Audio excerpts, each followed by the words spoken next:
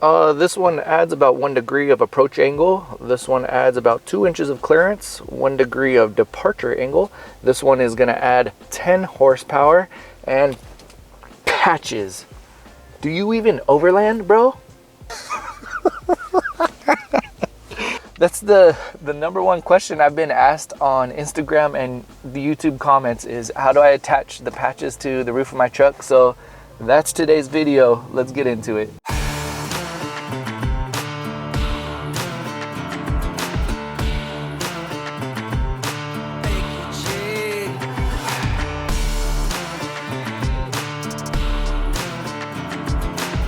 So I'm going to show you the most secure way to attach any patch to your headliner. There's several types of patches out there. There's iron-on patches, there's PVC patches, there's Velcro patches, but I'm going to show you how to secure all of them on there in a safe way that doesn't destroy your headliner. After I teach you how to secure these patches, then I'll teach you where you can find them. Some of them you'll earn, some of them you can purchase, but I'll list all the places and I'll put it in the description below and teach you how to get your patch game started, so you can be a real overlander. So as I mentioned earlier, some of the patches have Velcro on the backs of them, and you can sort of just push it on the headliner and wiggle it around a little bit and it will stay in place. The only issue is when it's extreme temperatures, like triple digits or more, sometimes those patches will fall off. And there's nothing worse than off-roading, or you're trying not to drive off a cliff and all of a sudden patches are landing on your head.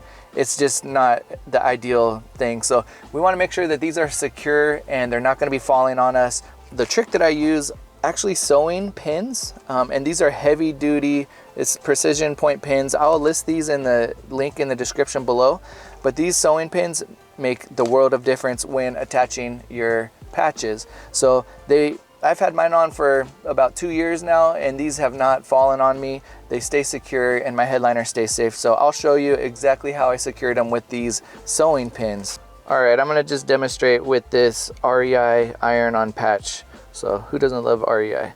This is basically iron-on patch, and all I did was I took 2 adhesive Velcros and attached it to the REI patch and place that on there. And then I'm going to put it on my headliner and sort of wiggle it into place until it stays. So most people might call it good and just leave it like that, but the only issue is, like I said, extreme temperatures, this patch might fall, and I don't want them falling on me. I want it secure, I want it to stay up there. So I take these pins and I slide them in, and this works on all of the patches. These are heavy duty sewing pins. So if it's a thick PVC or these thick patches with Velcro on them already, it should not bend. I've tried other sewing needles and the needles will bend. So once I get it to right about there, actually I just use my key and I push it the rest of the way. But as you can see, all you see is that little tiny tip of the needle right there, but you can barely tell that there's even a sewing pin in there. So I usually put 2, one at the top and one at the bottom. So let's talk about now where you can acquire some of these cool patches and get your collection started. Sometimes it's just a product. If you bought something for your truck or your vehicle that you like, check their accessory page on their website or their apparel. A lot of times they'll sell patches and you can just pick up a patch. I have some Maxtrax patches on here. Certain companies sell products that I like and I just want to support them a little bit more. This way I get something cool and I can add it to my collection. One really helpful resource that I found for collecting patches is a few Facebook groups. It used to be called the Toyota Patch Club, but now they just call it the Patch Club, TPC. I will list these in the description below, but basically it's just a Facebook group and people out there are making patches, creating patches. Usually it's a limited drop, it's kind of a hype patch, and they'll say I have 50 of these patches. The first 50 that respond, they'll send them to you in the mail and you get some really cool custom patches. So I really recommend joining those Facebook groups, which I will again list in the description below, and check those out for some really unique patches.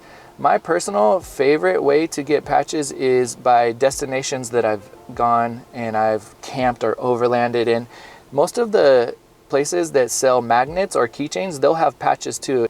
if you ask the store, hey, I noticed you guys have magnets, do you also have patches? I would say 99% of the time they'll have patches, and then it's sort of like a badge that you can place on your vehicle. So everywhere that I go camping, I like to earn my badge and I'll place it up there. Whatever national park, whatever state park, whatever town that I pretty much did a road trip through, I'll check and see if they have patches and I'll add that to my roof.